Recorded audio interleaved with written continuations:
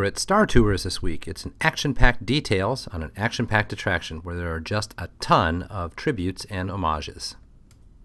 The tributes start right away as soon as you make it around the first corner. C-3PO R2 is at the top of the first plate, pulled away here in the image. Then below that you have JK0966 for James Kirk, 09-1966. This is a Star Trek reference. And 66, in September, is when Star Trek first made it onto the air. And the plate below that, look for the numbers and letters NCC 1701, all jumbled up at the top of that second plate.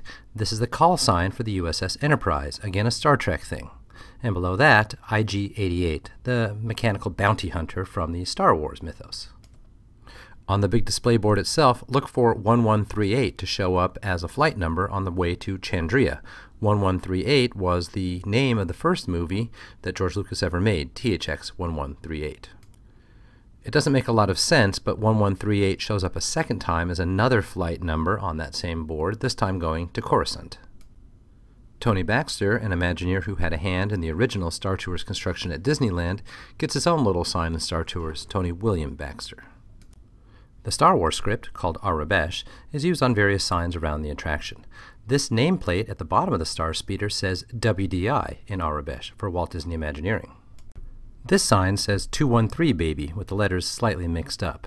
213 is an area code, a calling code for the West Coast, where Burbank and Glendale are, basically where Disney is based. So this must be a West Coast pride thing to say 213 baby. What you're seeing here are two different images smushed together, and the numbers 1401 is the flight number for the flight we're going to take in the attraction. These are significant numbers. It's the street address for Walt Disney Imagineering in Glendale, 1401 Flower Street. So any mention you see of 1401 in the parks is always significant. Before we turn the corner and go into the next queue room, I wanted to pause and look at a tribute that's not there anymore. You're looking at a picture from the original Star Tours here in Orlando, and this is a hidden Kermit. It looks like a Kermit the Frog who was there in the queue area just to honor Kermit being in the same park at Muppet Vision. Kermit's long gone now, but in this new queue room what we do have are lots of other tributes, including Captain Rex, one of the animatronics from the original Star Tours that they changed out when it changed the attraction. Above Rex's head, look for this long string of dates and numbers. SWD stands for Star Wars dates, 77, 80, 83, and so on.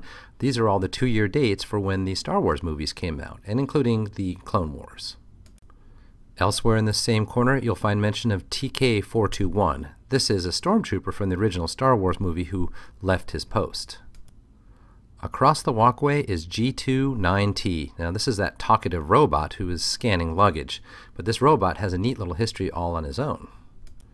When they first built Star Tours in Anaheim, they repurposed some of the animatronics from a ride called America Sings. And these guys were actually geese in America Sings, and so when they moved them over to Star Tours, they just took their skins off and left the webbed feet and even the tails there.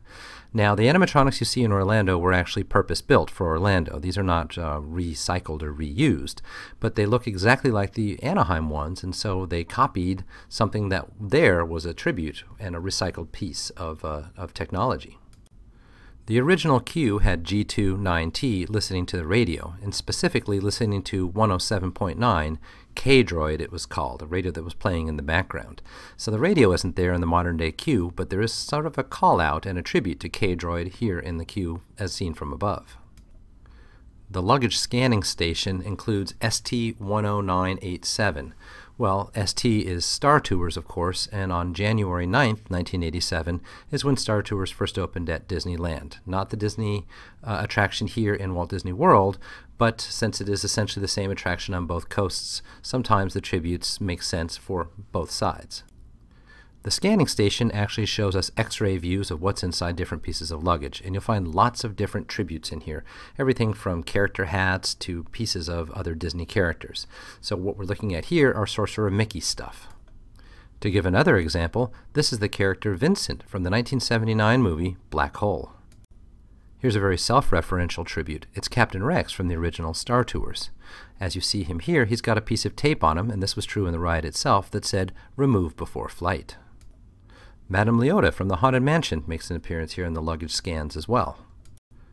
My favorite luggage scan joke, however, is this one, Snowflakes and Microscope.